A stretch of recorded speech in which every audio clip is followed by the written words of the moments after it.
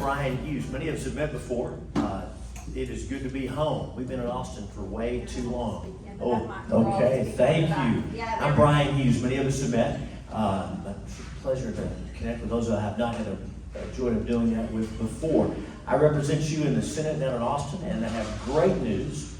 The legislature is not in session.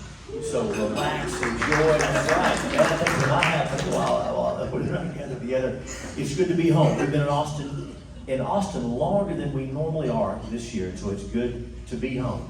And so I've been in this room between the chamber events and Kiwanis meetings and political events and community events. I can't count the number of times I've been here, but it's good to be back. I grew up in Mineola, live in Tyler now, just down the road, and I get to represent Tyler, Longview, Marshall, Texarkana, Paris, this entire region, Lindale, the heart of that. And you know there's a lot going on here. This is a special place. And as the chairman said, people want to live here. And many folks here have the blessing of being from here. And a lot of folks got here as fast as they could, but it's a special place and everybody here contributes to that. I want to share a couple of things that have been happening in Austin.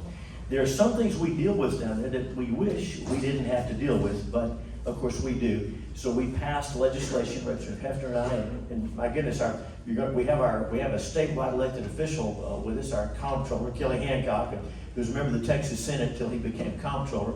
So Senator Hancock, Representative Hefner and I passed legislation this year to make it clear once and for all that there are two genders, right? There's male and there's female. Now, folks who want to identify differently, we don't hate them. We love them. We want to help them, but we're not going to pretend and play games because there is male and there's female. That's why in Texas we don't have boys and girls sports. Amen? That's how we do it around here.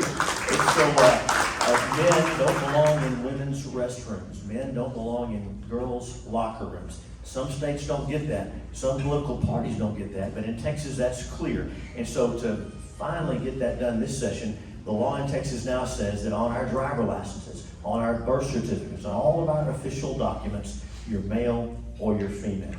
And so that's pretty fundamental. Some people ask us, why do y'all want to talk about that stuff?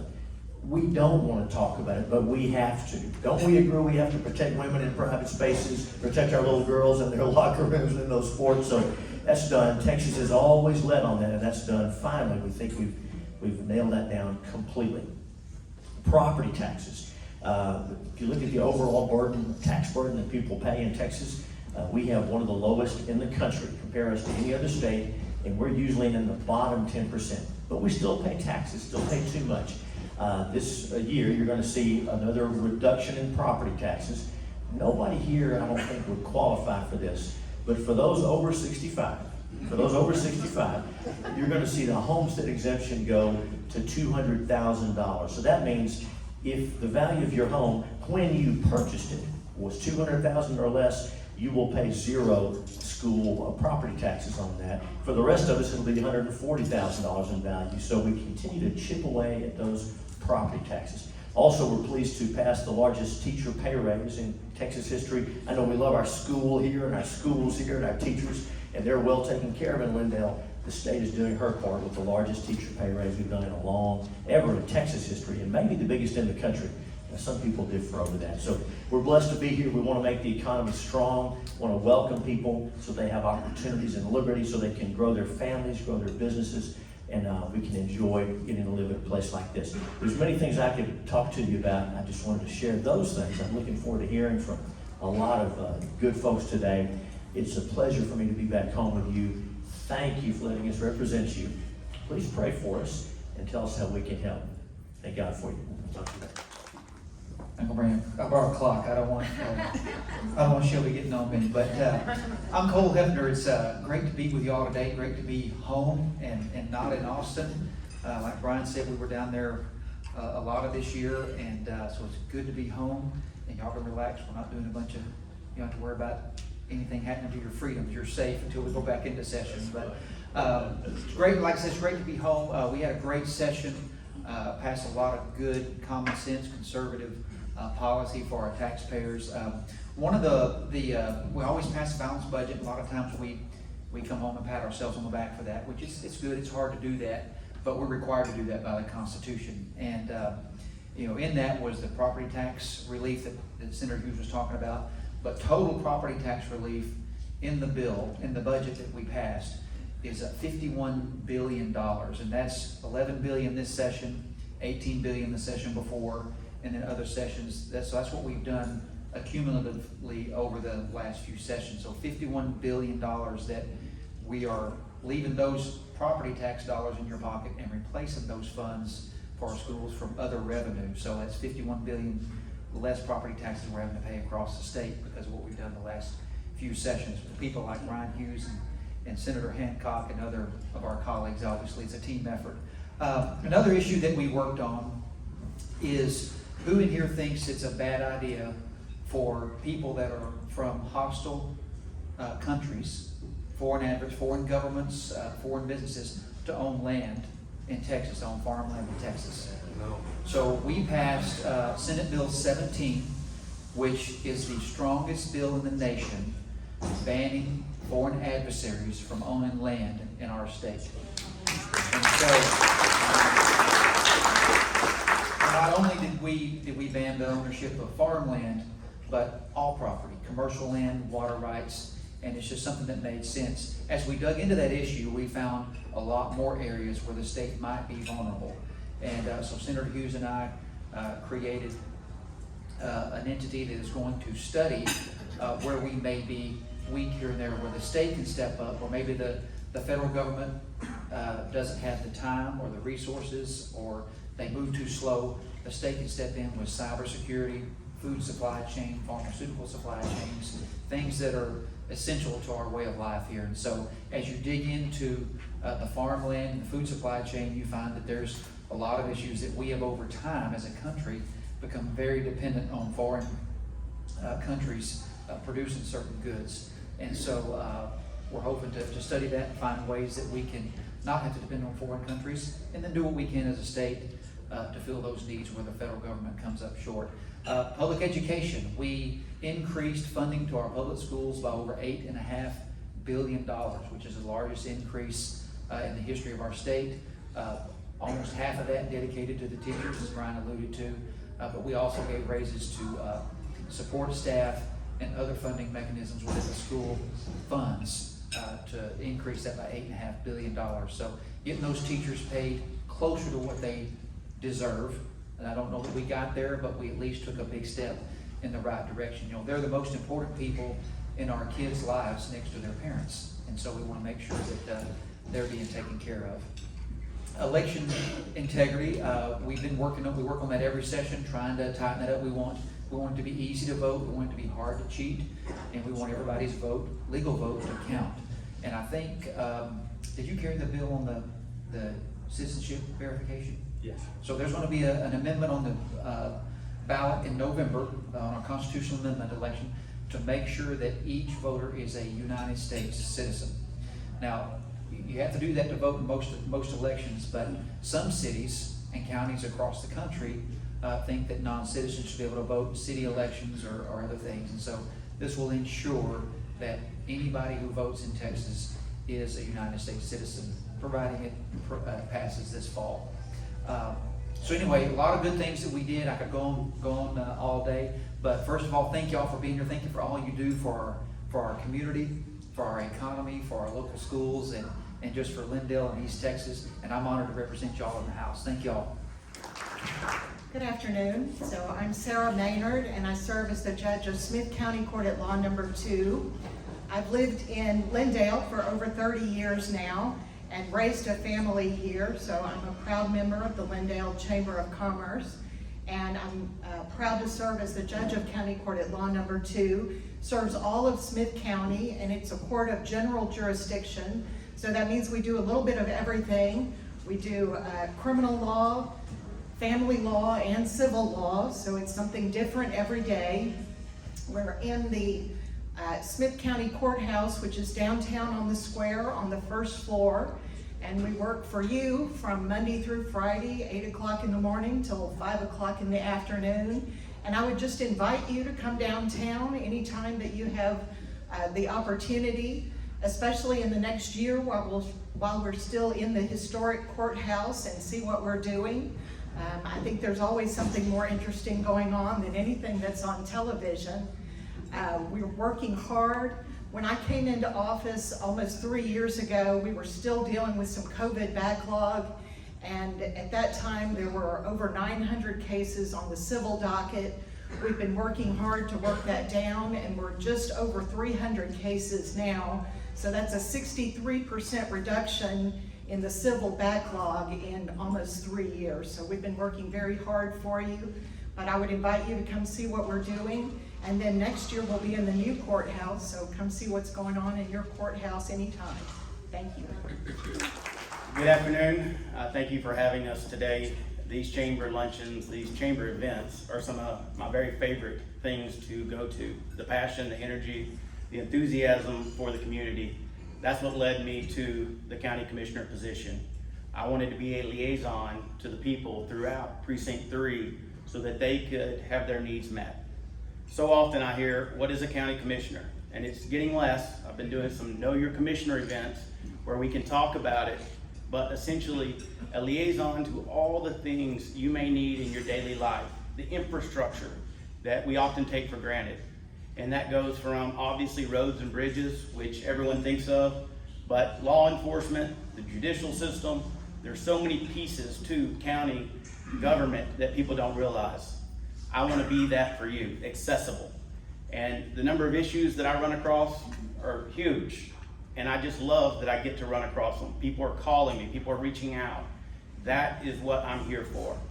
I want to be available for you. If you want to meet in the office downtown, that's great. But if you want me to come to you like I did this morning and help two neighbors drink a cup of coffee and settle a dispute that really the county is not particularly involved in, but they're people and they're having a problem. And that's my focus, is resolving problems. Precinct 3 is the largest of the 4 precincts. There's 254 counties in Texas. Every county in Texas has 4 commissioners and a county judge. Precinct 3 is from Van Zandt County to Gregg County, everything north of I-20 essentially. And then at Lavender Road, it starts cutting south and it goes all the way down, meanders to Overton. So it makes up a large territory and all different types of people. We've got residential, we've got commercial, we've got farm and ranch. No matter what your situation is, I would like to be able to help you. So please feel free to give me a call. If you don't have my contact, get it today and I'll be happy to share that with you. If you have questions, I'll be here after. So thank y'all. Thank you to the chamber. I'm always afraid in a group like this, when Shelby introduces me, nobody's going to clap. Clap for everybody else. I'm grateful to be here. I've been the elected district attorney now for 6 years. I've hopefully met quite a few of you. I was an assistant district attorney in the DA's office here in Smith County for 10 years before that. And it's always good to be with y'all, and it's good to see all these elected officials. Thankful to our state rep and our state senator. They're always available to meet with me, and that happens during session. I drive down to Austin and I say, what are these crazy bills that have been filed? Because they file all kinds of bills that deal with criminal prosecution, which is what I do. And the people that file have no idea what they're doing. And they're very good to listen to us and say, hey, we'll see what we can do. We'll see if we can kill these bad bills so that we don't hurt Smith County in the process. Because you can imagine a lot of those bills have to do with other issues in other parts of the state. And I say, well, we don't have that problem here in Smith County. We've got good jurors. We've got good law enforcement. We want to make sure we support them and support victims. Also thankful to Commissioner Harrod and Judge Franklin, who's coming up in a minute. They're great to work with. They give me the money for my budget. When we stretch those dollars as far as we can, we are on a tight budget. We actually have more needs than we have money. It's not like the state. State gets a surplus every year, last few years anyway. Now that's why they can give it back. So they're doing a good job of reducing those taxes because they've got a surplus. County doesn't have a surplus. We are paving roads about as fast as we can and trying cases as fast as we can. To give you an idea, y'all know the population of Smith County is growing. I know you see it up here in Lindale. Anybody have a guess how many criminal cases my office prosecuted? So that's not how many were committed, right? Sometimes people commit crimes, they get away with it. These are people who are caught, arrested, and brought to my office. How many criminal cases we prosecuted last year here in Smith County? Anybody got a guess? 10,000? Anybody else? It's a little over 7,000, so that wasn't too far off. A little over 7,000 criminal cases. And that means my office, we have 34 lawyers who are responsible for reading all those cases, meeting with victims, preparing court cases, talking with defense lawyers, going before judges. 34 lawyers, plus support staff, investigators to make all that happen. Because we are committed to keeping Smith County as safe as we can keep it. And with growing population means, unfortunately, that means growing crime. The more people move here, the more crime we're going to have, which means the more work we have to do. So our office is growing. We're building that courthouse. If anyone's still unsure if we need it or not, come see me. I'll give you a tour of the current courthouse. I haven't given anyone a tour yet. When they were done, they did say, yeah, you should probably go ahead and move into the new one even before they finish it. We turned closets into offices. We've got people stacked 2 and 3 deep in closets. Not kidding. We're happy to do the job. We're going to get it done, but that new courthouse is going to be a real blessing when it's finally done. We need that space, and we need it for safety. We've got defendants' families. We have murder cases, and families of the murderer are out in the hallway, and victims' families of the one who's killed are out in the hallway too. And there's nowhere else for them to go. So we're excited to have that additional space so we can keep people safe, get them the justice they deserve. If y'all ever need anything from me, I'm available. I get calls, emails, questions all the time. Happy to talk with you. Now, I will say this. If you were arrested, I am an attorney. I am not your attorney. So if you ask me a question about your case, I probably can't give you an answer. But if it's about some other issue that's going on in the county, we're happy to help. Always glad to be up here. Thank you so much, Shelby. The tag. Oh, sure. The tag. We've got a lot of stuff going on. We actually have a Citizens Prosecutor Academy. We have one every spring and every fall. If you're interested, you can sign up. It's on our website, on the DA's office website, where we go through 8 weeks. It's 8 Thursday nights and teach you about everything the DA's office does. One of those things is the Texas Anti-Gang Center. That's a program that's run through the governor's office, and he gets money and he appropriates it out to different parts of the state. And he gives some of it to here in Smith County. We have a building. It's a partnership with us in Gregg County. And what that does is it houses law enforcement from almost every agency in the area so they can get together. Because what we found with organized crime, these are gang members, people who are associated with cartels, they don't just stay in one jurisdiction, right? They don't stay in Lindale, stay in Tyler, stay in the county. They move around. And as they move around, you end up with lots of different law enforcement officers investigating the same people. But they don't realize other agencies are also investigating. So we have this one agency out in the county, not too far from here actually, and they all come together and they track these guys. We've had some very high profile cases that have come out of that, human trafficking cases, large drug trafficking cases. You might have seen it in the news. We had the Cossack motorcycle gang committed a murder here in Smith County. It was this is straight out of a movie. It was a hit from the top of the gang, and these guys rode into Smith County, drove this guy off the road, murdered him in the ditch and left him there. But because of the tag, we had a team of investigators who tracked these guys down. They scattered all across the state. We were able to find them, bring them back, prosecute them, make sure they went to prison, including the people higher up in the gang, not just the ones who came here, to hold them accountable for what they did. So that's been a huge success we're really excited about. Anything else on that? That's it. All right, thank you, Shelley. Thanks for allowing us to come here today and speak. I just want you to know that in 1998, we relocated here.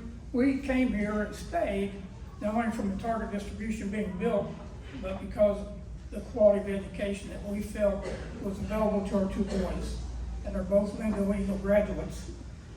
Current employment, which is always an interesting topic for people, is 4,691. That's in school history, that's the highest we've ever been.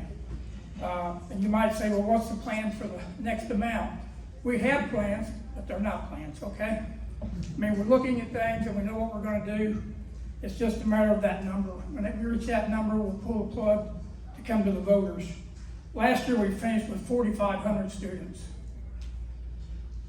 Talk about the STAR test. You know, we got a lot of people that are against the STAR test. It's been a topic of conversation for years. But I will tell you this, that the Lindale Eagle campuses, every one of them were rated an A.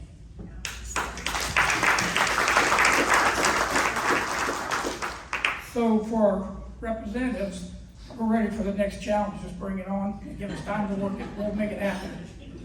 Lindale did finish third in the UIL academic state championship this year. We have won that 7 times.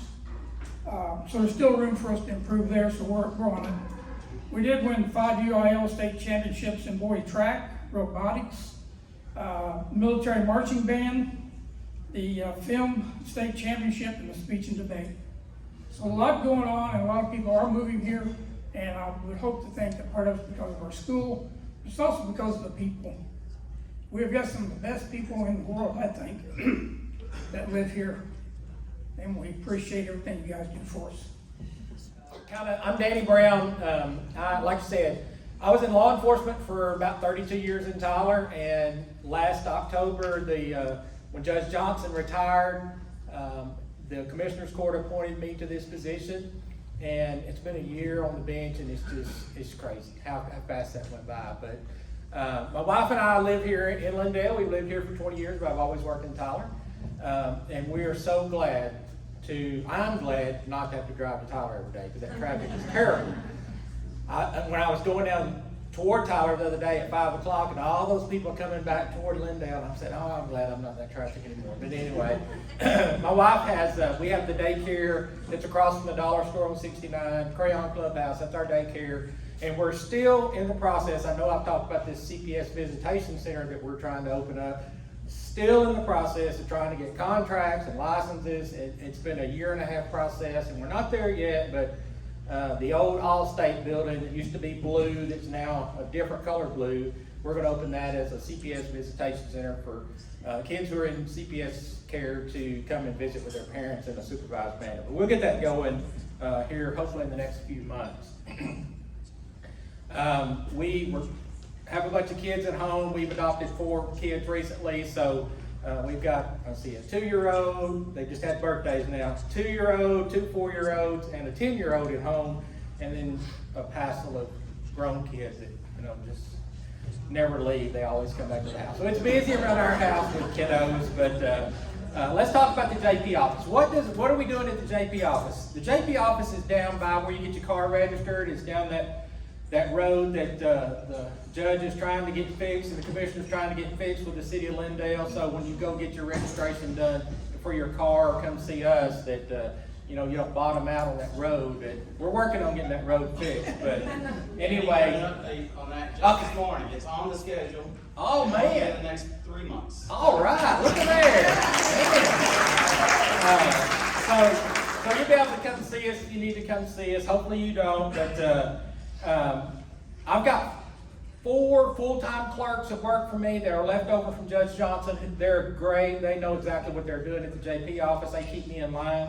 And the JP office, what we do mostly is civil cases, debt claim cases, small claims. We get all of those. It's a big on our docket. That's mostly what our docket does. But we also get evictions filed in our office that we take care of, and I also do inquests. Of course, that's just a part of the JP office, but there's 5 JPs in Smith County. Ooh, there's Mr. Moran. There's 5 JPs in Smith County, and we're obviously in precinct 5 here. So we rotate. We're on a week-long on-call basis every 5 weeks. And when we're on call for the county for inquest, and we get to go visit the jail every morning for that week, and it's so much fun to go visit with the people who just got arrested the night before, set their bond. I just left there about 11 o'clock a while ago, and you would not believe. I was in law enforcement, and I put people in jail for many years, but going down there and seeing them once they get in there and setting their bonds and reading their rights and listening to their problems, and they're all innocent, is wild. It's wild. We're eventually going to get video magistration where it's public, where you can watch the magistration when we're talking to the inmates and setting their bond. Eventually, we're going to get that where you can watch that on TV. And if you ain't got nothing else to do, it'll be exciting. And just sit there and watch it, because it's a circus. I don't know how those jailers do it. Judge, I don't know how Pink and them do that. I don't know how they do it. It's just it's a zoo. But anyway, another thing we're doing at the JP office. Judge Coward was there for many, many years, and he did many, many cases. And then Judge Johnson come along, and he was there for 6 years, and then here I am. Well, I still have Judge Coward's cases still on the docket and still in my office. Some of those, if somebody wrote a check for $10 back 20 years ago, Judge Coward would have signed this paperwork, and that's still pending. They wrote a $10 check 20 years ago, and that case is still open. Well, that's crazy to me. So I've gotten with Jacob Putman's office, and we're trying to get those cases cleared up and get them off our docket. And it's been a process, but thank goodness Jacob's folks are helping us on that. And the other one is tickets. We get all these tickets from DPS on the interstate. We get every ticket that's ever written by them, or the sheriff's office comes to our office if it's in our precinct. And there's some old tickets that Judge Coward still has in there. And when I got there, I think there was 1,000 pending old tickets still in there 20 years ago, 15 years ago. So again, we got with Jacob's group, and we're trying to get those cleared up. And I think we're down to year 14 now. We're going to do a year at a time, getting rid of those cases. So it's been but my staff is, when I ask them to do it, man, they're on it, and we're trying to get those cases cleared up. So if you know somebody had an old ticket and they can't get their driver's license and it's from Precinct 5, just tell them to hold on. We may get that cleared up for them so they can get that done. Anyway, like I said, I got appointed to this position, so I will have to run it and be on the ballot in the upcoming primary election. And I would surely appreciate your vote. I've enjoyed it. It's a great job. This is a great community. This lady right here, her husband is my bailiff at court, and I've got to know them a little bit, and she's amazing, and this organization, this community is just crazy. I just love it, and I'm enjoying it so much. Thank y'all very much. Good afternoon, everyone. Before I get started, this is my wife's favorite part. I always like to recognize Nadia, my wife. I couldn't do what I do without her support, so stand up, Nadia.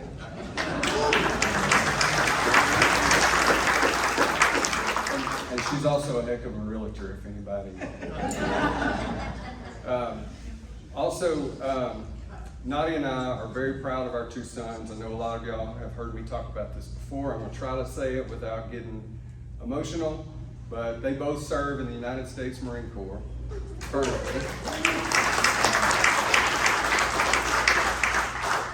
Our oldest is deployed right now. We don't know exactly where he is, but please pray for him and his safety.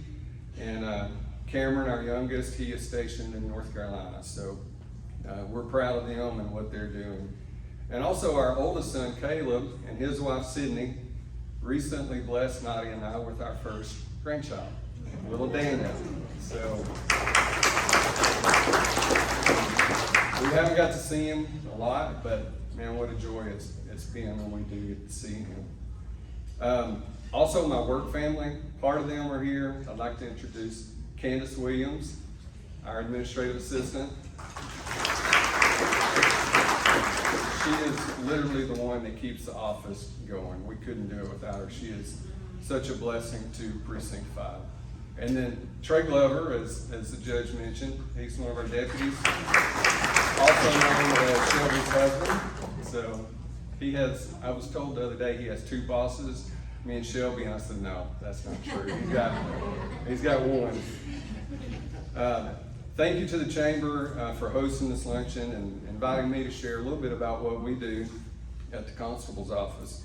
I serve for Precinct 5, and we cover a large area of northern Smith County, which includes Lindale, Hideaway, Swan area, Mount Sylvan, New Harmony, Jamestown, Garden Valley. It's a little over 300 square miles. The role of a constable in Texas is both civil and law enforcement. And on the civil side, we serve court papers such as citations, protective orders, and evictions. And so far this year, our office has served over 350 civil papers. We also provide bailiff services for the court, as Judge Brown mentioned. And we've handled just this year, and I don't know if he knows this number, but over 1,900 court cases since January 1st, excuse me. On the law enforcement side, my deputies and I, we're busy with traffic enforcement, calls for service, and since January 1st, we've conducted over 250 traffic stops. And yes, a constable can write you a ticket, and they would go to Judge Brown if that's the case. We've answered over 500 calls for service, ranging from disturbances to welfare checks. And our office has also made, we're pretty proud of this number, over 50 arrests this year, and with a vast majority of those being felony cases. So we're serving papers, but we're also getting criminals off the street. Also, since this kind of relates to what Judge Brown was talking about with old cases and going back in time, since becoming the constable in 2022, our office has been working through evidence and property from hundreds of old cases, some dating back more than 25 years. They go back to the Dennis Taylor era. And not pointing any fingers at anybody, but that evidence room just piled up and it was a mess. And so each of those items must be carefully reviewed, verified by the courts or prosecutors, returned, auctioned, or destroyed according to law. And it's a detailed and timely process, but we're still working through that. And then another point of pride for us is our canine officer. And that's our canine handler is Deputy Gordon. He couldn't be here today. His canine is Blaze. They play a vital role in drug detection, searches, and assisting other agencies. And that resource has been a valuable tool in keeping our community safe. So while we may be one of the smaller law enforcement offices in the county, we take seriously the responsibility of protecting the people we serve. So every paper we deliver, every court we secure, every call we answer, all ties back to making sure justice is carried out and that this community remains safe. And this community is very important to me. I was born and raised here in Lindale. I'm third generation, and I love this area. So thank you again for allowing me the opportunity to share about what we do. It's an honor to serve Precinct 5. I do bring notes, but that's to keep me under time, because if I'm off the cuff, I'll just keep talking. So when I first walked in, I love Lindale. When I first walked in here, a young lady from Salvation Army spoke to me, introduced herself, and she said, "I think I know you." And I said, "It's probably the news." And I kind of rolled my eyes, and she said, "Yeah, that's it." So the media does cover us all the time. And Senator Hughes, I want to address something. So the men in the women's restroom, I don't understand that. I don't even like to go to my other side of our master bathroom, my wife's side. I don't even want to go to that side. So I don't understand that appeal. So I do want to tell y'all that the media does a great job with us. I'm kind of taking this a different way, but they don't always emphasize what I think really ought to be out there. And so in case y'all missed some of the news lately that's really good, on our courthouse, we had planned on building that courthouse with 8 courts, 5 district courts, 3 county courts. That's on the 3rd and 4th floor. There's 4 courtrooms per floor, plus the 12th Court of Appeals on top. Well, one of our ad alternates was building out, we have a blank floor on the 5th floor. We were going to build out 1 courtroom on that 5th floor and all the public space, but it was expensive. So we didn't think we could do it. But as we got through this process, Hoare Construction, SEI Construction, Fitzpatrick Architects have done such a great job, and all our county folks that are on the committee, that we were able to use interest funds, and the court voted just recently to go ahead and build that out using the interest money that can only be spent on these projects from our parking garage and our courthouse. So we're going to have that other courtroom. And the blessing on that is that's for future use for a potential county court at law, or when a visiting judge comes, they don't have to transport prisoners or the inmates. They can go up through, transport them through the tunnel and up through, so all the public safety's there. So fantastic news, and it really kind of just slid under the radar. Okay, so real quickly, property taxes have been mentioned already. We try to keep them as much as we can to a reasonable amount. Our budget is 67% property tax, so they're not going away until somebody can miraculously figure out something else. But we got an update from our Tyler Economic Development Council the other day, and I want to tell you, sometimes people think that abatements are a bad thing. I believe in economic development. That's the driver. That's what's going to keep taxes, the tax burden off you and I, the general taxpayer, by building that tax base. And so really quickly, Averitt Trucking built a larger facility, and they spent, they were planning on spending $10 million, but they spent $19 million on building that and created 8 new jobs. And I'm gonna go down pretty fast. They have a 5-year tax abatement with Smith County. Sanderson Farms, the plant, have invested over $170 million, and they planned on $130 million, and they created 1,657 new jobs, and it well passed what the goal was on that. Sanderson Farms Hatchery, that y'all know well in Lindale, it has a 7-year tax abatement, and it surpassed, they planned on $18 million, they invested $21.8 million and created 103 jobs. McWayne Enterprises is Tyler Pipe. They told us that they were going to, actually, let me find it, it has 540 employees, and they had planned on 380. The best thing we can do for anybody is to give them a job. Hood Flexible Packaging invested $20.2 million. They had first planned on $17 million. And so they created 18 new jobs, so they have a total of 155. Train Technology projected invested $77 million in a new facility, but they spent $111 million. So for the tax abatement, 400 jobs were required, but now they employ 2,130 people. So that's a 10-year tax abatement. So we did terminate one, but that's the process that we have. So if this one company could not comply with our rules, it all goes through Tyler Economic Development Council and the county. It's a great way to handle this, and we're so pleased with Scott Martinez and all that they do. 2 other huge economic driving developments, Yellowwood and Amazon, neither of those companies asked for a tax abatement. So fantastic. Once you get that ball rolling like we do, and that they represent over $100 million investment in hundreds of jobs. So we're really excited. Thank you, Lindale, for supporting me, and thank you for all you do. We appreciate you. I can say without hesitation, Judge Franklin, you are my favorite Smith County judge in the last decade, by far, by far. We're grateful to be here with you today, and grateful to serve each one of you. Thank you for taking your time today. I'm going to be brief because I want to stay after and answer any questions you might have one-on-one. I want to introduce you to one person that's here for me, Lindsay Tarr. She is in our Tyler office and also does work in our Longview office. This is one of the great things that we preach all the time, is a recollection and remembrance day after day that we work for you. And even though the government, the federal government, may be shut down, we are working for you. We have not shut down. Yesterday, I had the privilege of telling my staff, every one of them, that they were technically essential employees. I had designated them all essential, and they all had to show back up to work. And we are. Because we work for you, and we do not forget that. I want you to know what a privilege it is to have served you for many, many years, both at the county and at the federal level now. If you are not on our newsletter, get on our newsletter, moran.house.gov. It is not a campaign newsletter. It's easy to sign up for. We send out a weekly newsletter that tells you where we're at, what we're doing, what we filed, what we're supporting, what speeches we made, where we're coming from. The reason I'm late is because we just came from a Henderson ribbon cutting.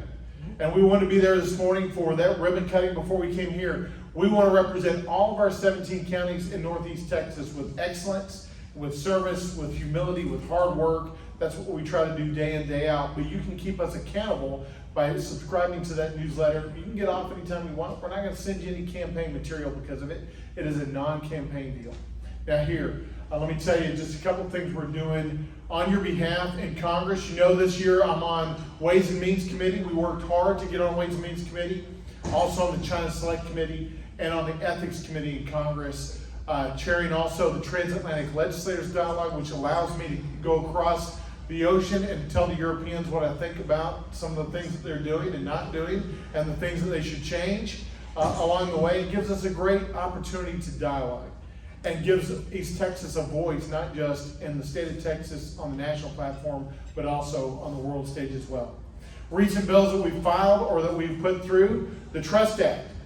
A lot has been said about tariff revenue. The Trust Act stands for tariff revenue used to secure tomorrow. All it says is, look, if we're going to get more revenue in from tariffs, and you guys all in this room have heard me say, I believe that we need to have free trade with fair countries, keep those tariffs low. That'll be best for our businesses long term. But if we're going to bring in more revenue, we should not spend it. That happens all the time in government. You bring it in, it gets lost in the general fund. We don't want to do that. We want to set it aside and use it to pay down the national debt. That's the number one thing that we need to do. So we filed the Trust Act, got lots of attention out of that in the past couple of weeks. We're about to file a bill that's bicameral and bipartisan that says if you are involved in an apprenticeship, we want to give you more of your tax dollars back as a tax credit for the mentoree and the mentor themselves so that you can sustain that program, which is costly and expensive, but critically important in our businesses these days. So we want to support that. Last week, despite what you're seeing in Washington, D.C. on the headline news, there is bipartisanship. Last week I had the Tax Court Improvement Act passed 40-0 in the Ways and Means Committee. It will help to make the tax court process work more efficiently and work better for taxpayers. It should work for taxpayers, right? It should not be to go after you, but it should be to resolve those issues that need to be resolved, and hopefully more quickly. And if you've ever been down that process, you know it is not a good, clear process. As a former judge, I know how to clean that up, and so we passed a bipartisan, bicameral bill that I'm positive will hopefully get signed into law here in the next 6 months. So we're working for you. If you want to know more about the One Big Beautiful Bill, the Working Families Tax Cut, every one of you guys have benefited from that. Every one of you would have seen a huge tax increase next year if we had not passed it. I'm happy to talk to you in great detail about it. But out of respect for Shelby and because I work for Shelby, I'm going to stop there. I really appreciate you guys. Thank you for allowing me to be your voice in Washington, D.C. Have a great day. Thank you. You can clap too, that's okay. So, first off, I'm really proud to serve with every one of these people. You need to know how rare today is. There are 254 counties in the state of Texas, and many, many more cities, obviously. But you folks are rare in that you get in one room, your congressman, your state senator, your state rep, your county commissioner, your county judge, your district attorney, your school board president, your state comptroller, a mayor, a county judge, 2 county judges. Thank them for the work they do, please.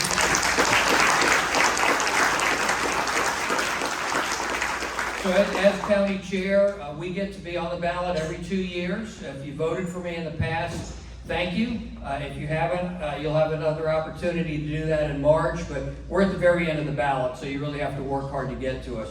But I want you to repeat after me. Say, David, how can I get involved? I'm glad you asked. So we have opportunities right now. Filing is open for precinct chairs. It's like being an area manager. So we introduced Keith and Pam. They're both precinct chairs. They manage an area for the party and represent the party in those areas. If somebody tells you it won't take much time, it won't be that hard, and it won't cost much money, they're lying. However, we can use you as an advocate there. The other way is the convention process begins in March, and it's very easy to become a part of the convention process, precinct, county, state, and there will be no national this year. So thank you. God bless you guys. Thank you, Lindale, for what you do. My name is Kelly Hancock. I am your state controller. And Shelby, this is, I didn't know it until we were on our way here, a very special day for me to be in East Texas. My dad's from Wright City.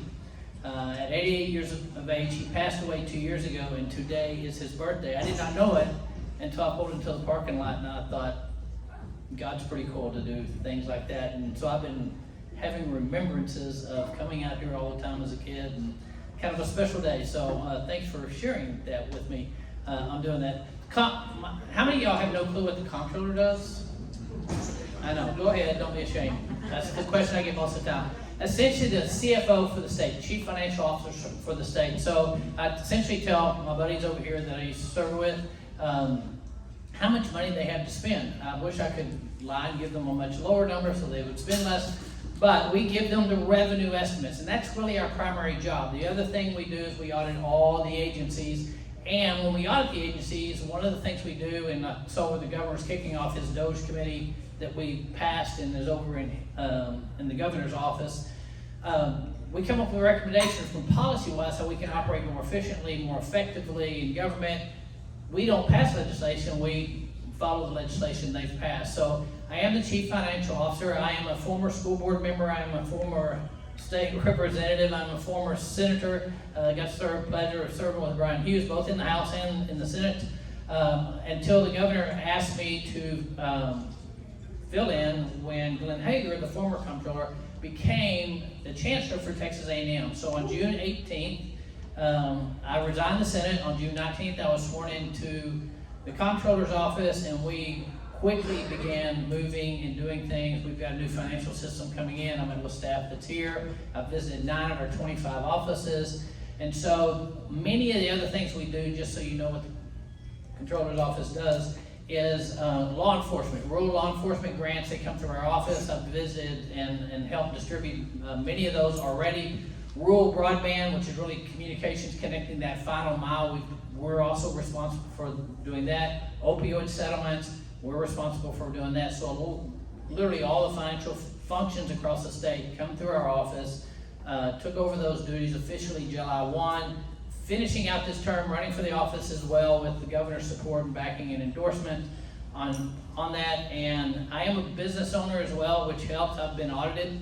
I still own the business. Fortunately, God bless us enough and given me really good people that they're able to run that, because this is a full-time job. My home's in North Texas. I spend about 24 hours there a week because I am traveling the state, and the primary office is in Austin, where we have 1,200 of our 3,000 employees, and then we have 25 offices across the state. So very busy, a lot going on. We're also doing education savings accounts that we're responsible for out of that office as well. So love the job, a lot of work. Unfortunately, I'm a little bit of a workaholic, and it is a pleasure to spend this time with y'all and to reflect back on all my trips to East Texas with my family and my dad on this special day. So thank y'all very much. Shelby, thank you. Hi, I'm Chad Thomas, Mayor of Hideaway. Welcome to our city. I'm glad you're here. I get to eat in the clubhouse all the time, so this is kind of nice. I'm a long-time Smith County resident since 1989, retired law enforcement. I work for Smith County now. And my family lives here. We moved from White House. Got here about 5 years ago. And they said, if you want to learn anything about the north end of this county, you join the Lindale Area Chamber of Commerce. And so I wisely did that. And it's been a blessing ever since. I can tell you everybody at this table, I believe, even as the mayor, I have their phone numbers, and if I call, they answer, or they'll get back with me. All these people here are really working for you, and I can't say that enough. I've worked all over the state of Texas, and it's really the best group of people I've ever seen.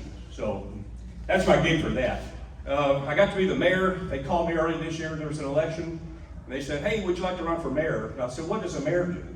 Of Hideaway. And they said, nothing. And I said, I've been in government 40 years. I'm good at nothing. I think I'll run. And so and that's a joke. You can laugh. Yeah, I do work. I actually do things. One of my bosses is here, so I got to be careful.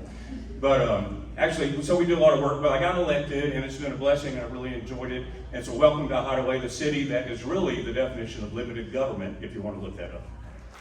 And I ain't gonna last of a long list here, but these are all fantastic people who are working for you. And I do want to put in a good shout out for Jacob Putman, our district attorney.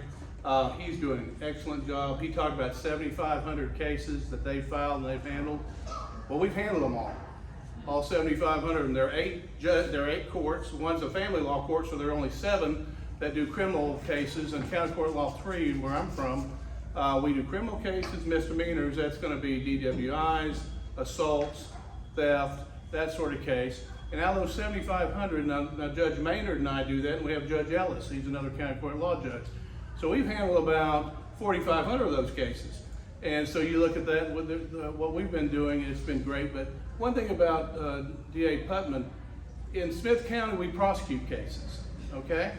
And some of them might not be, you might think, well, you know what, that's not, we follow the law, we prosecute cases, we put proper bonds in place, and people are not on the streets and ought not to be on the street in Smith County, okay? And, but one thing about County Court Law 3, I do handle family cases, criminal cases, civil cases, which are auto cases, product liability cases, but also do all the probate for Smith County. So if you deal with a will, a trust, or estate, whether it be any type of hearing whatsoever, it goes through County Court Law number 3. And that is a big docket. There's a lot going on there. So I really appreciate the opportunity to do this. I love this job. I love serving the community. I will tell you that all the judges, now Judge Maynard and I are here. Judge Maynard does an excellent job. She's had one particular coordinator who's been ill, and she keeps up and is leading and getting clearance, getting cases taken care of, and she's doing that with with staff that is even some people coming in to substitute on time. So she's doing an excellent job for you, and she's from this area, but she's doing a great job. But certainly appreciate the opportunity to be of service and to serve the community. I will say, since I heard, I do have 2 sons who are both in the military as well. About 3 weeks ago, I got a text, and the text was just a picture. And it was a picture of both my boys with American flag in Erbil, Iraq. And I didn't even know they were there. So they both happened to be on a mission together in Iraq, and it was a 4-day mission that they just happened to be in on that. In and out, they're gone. I never know where they're at. But they're there. I've got one that just got back to D.C. from Iraq. I've got one still there. And but anyway, I certainly love to serve and appreciate the opportunity to be here in Shelby. Thank you for letting us do this. All right.